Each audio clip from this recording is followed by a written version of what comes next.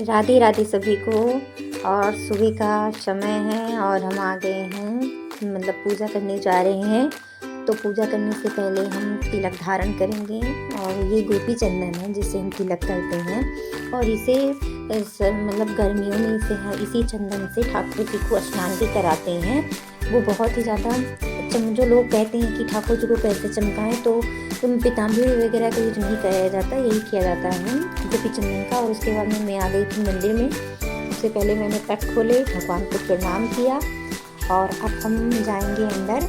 और अंदर जाने के बाद में मतलब जितना जो बर्तन होते हैं रात को मतलब पूजा के यहाँ की सफाई करेंगे, निकाल लाएंगे। और उसके बाद में ये है पूजा की थाली, जो मैं सुबह में तुलसी माता को पूजन मतलब दान करती हूँ और सूर्य भगवान को अर्घ देती हूँ।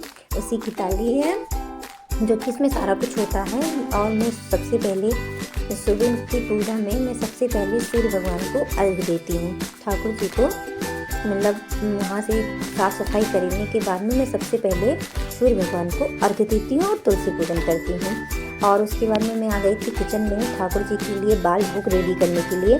ये है बाल भोग जिसमें दूध और गुड़ का भोग लगता है और ये स्नान के पहले का भोग है, क्योंकि सर्दियों में ठाकुर जी को स्नान के पहले में भोग मतलब गर्म चीज़ों का लगा, जैसे दूध और गुड़ भी गर्म होता है, इसीलिए ठाकुर जी को गुड़ और दूध का भोग लगता है।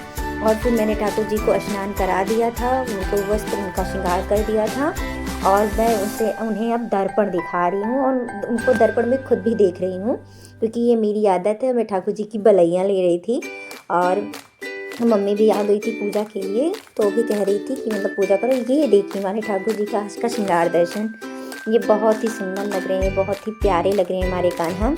और ये सर्दियों में इन्हें टोपी भी लगाना चाहिए, टोपी लगाते वक्त और भी सुंदर लगते हैं। आप सबको भी लगते हैं तो कमेंट करके बताइएगा, बहुत ही प्यारे लगते हैं हमारे कान्हा।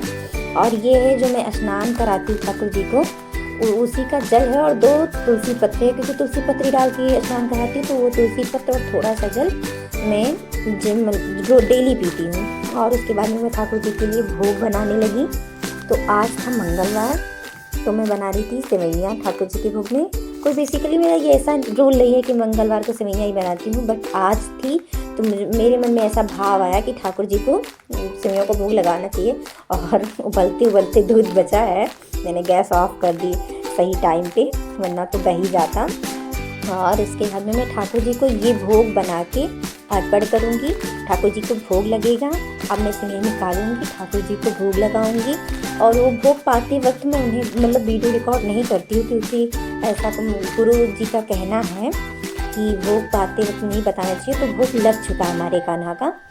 और इसके बाद का वीडियो मैं आपको दिखा देती हूँ। वो भोग पवाते वक्त नहीं दिखाती हूँ कि भोग पवाते कैसे हैं। और मैं भोग लगा के ले आई हूँ प्रसाद, थोड़ा थोड़ा प्रसाद सबको वितरित करेंगे। और ये थोड़ा सा उसके बाद में दोपहर में ठाकुर जी को, दोपहर क्या कहेंगे 11 के आसपास में ठाकुर जी को घुमा आती हूँ छत पे, उसी का वीडियो थोड़ा सा रिकॉर्ड कर लिया था।